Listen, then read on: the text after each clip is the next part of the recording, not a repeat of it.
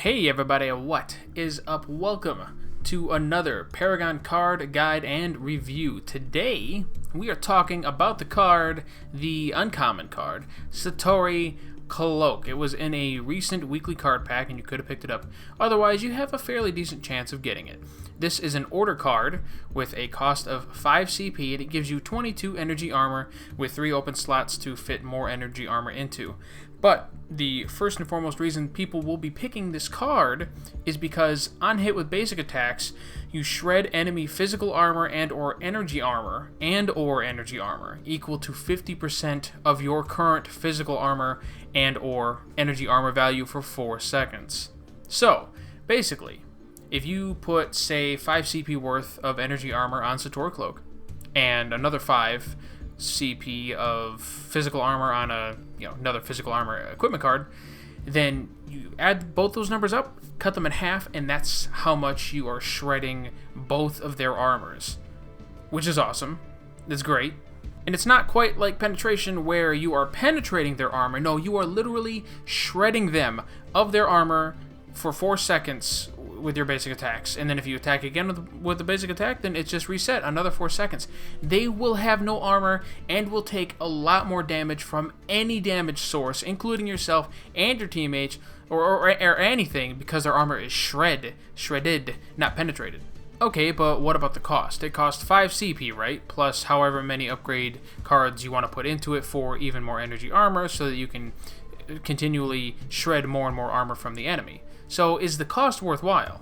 So is it worth the cost? Oh yeah, it's only 5 CP to use, and you get the passive regardless of whether you put upgrade cards into it. I just like to put upgrade cards into it because most of the time the teams I'm going up against do have a lot of physical damage and do have a lot of energy damage. So I like to be covered in both aspects. I'll have a lot of physical armor from one card and a lot of energy armor from this card.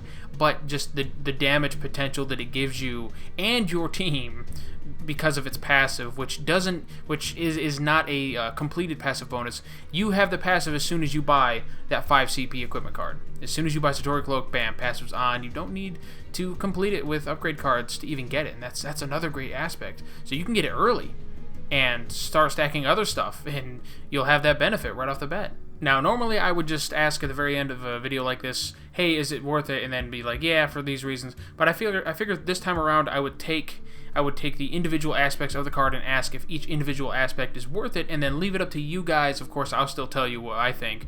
But at least this way you guys can come to your own conclusion, and I feel there's a little bit more worth in that, regardless of whether or not I personally say that it's worthwhile. Okay, but what about the fact that the card is part of the Order Affinity and thus can only be used by heroes who share that same affinity? Well, you're in luck because 11 out of the current 25 heroes are able to use this card. Let me go through them quick. Crunch, Decker, Feng Mao, Gadget, Greystone, Quang, Lieutenant Bellica, Muriel, Narbash, Sparrow, and Steel.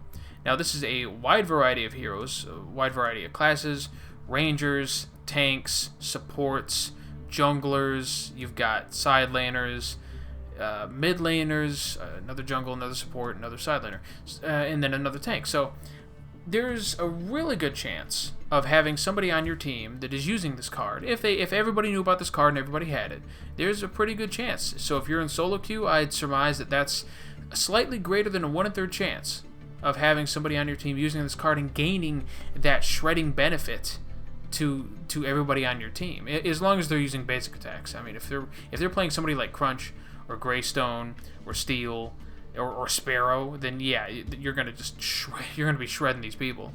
I feel like if this card was a universal card, everybody would be using it. There'd really be no reason not to use it, and not everybody on your team would need to use it.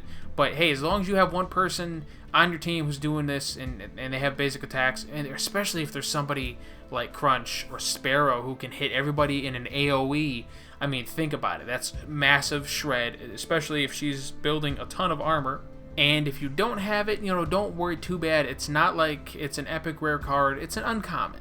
And it's not even a rare. It's uncommon. So there's a pretty good chance that if you keep opening card packs, that you'll eventually get one. Granted, I didn't get one in over 100 card packs. I think I've only gotten one, and that was from the weekly card pack. But hey, the fact that you can get it from the weekly card pack again, eventually, is also another possibility, so don't feel down about that.